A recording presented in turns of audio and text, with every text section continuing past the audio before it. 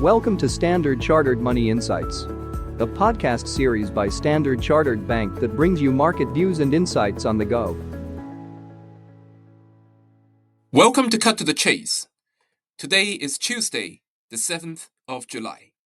I'm Daniel Lam, your host for the podcast. Many external as well as internal clients are asking if we've seen a peak in dollar-yen yet. They're all wondering when the Bank of Japan would come out and intervene. So let us take a look today. The dollar-yen has reached its highest level since 1986, and markets are increasingly pricing the risk that the BOJ would be staying behind the curve. Now, there has been verbal intervention from both the BOJ and the US Treasury, but those have been ineffective so far. Now, many of the clients talked about 161 being a key intervention level, but I believe that the intervention at this level has become less and less effective, and the line of defense from the Bank of Japan has gone from 161 to more likely at 165 or 166. The recent bear steepening of the JGB curve suggests that the market is expecting easy Bank of Japan policy.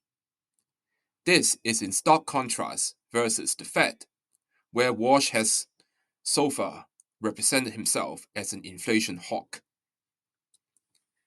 Japan faces broad inflationary pressure. So the inflation data has missed estimates for a few months, but momentum is now building quickly. For example, the June Tokyo CPI report, an advanced signal for national inflation, came in higher than expected and showed that higher energy prices have been spreading into non-energy items such as goods. Japan growth is also going strong, with only slight headwinds from the energy crisis. Now, Japan has weathered the Hormuz crisis relatively well because of its large energy reserves. Very importantly, market-based inflation expectations remain within the range the BOJ tolerates, but they have risen quickly. Yet, despite a decent macro backdrop and accelerating inflation, markets are still barely pricing in 2 BOJ hikes over the next 12 months. The market is effectively pushing meaningful BOJ tightening beyond the 12-month horizon, reflecting the risk that the BOJ stays behind the curve. So the BOJ can ignore the risk for now because core inflation is not yet above 2%, partly because of the government energy subsidies. But the BOJ's own forecast is projecting inflation to be above 2%, and it will be harder to justify inaction half a year from now.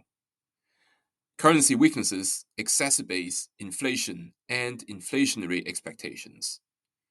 So yes, the BOJ is likely to be intervening, but it is being patient as well as being tactical, and will find what they believe is the best value and level to use this silver bullet of theirs.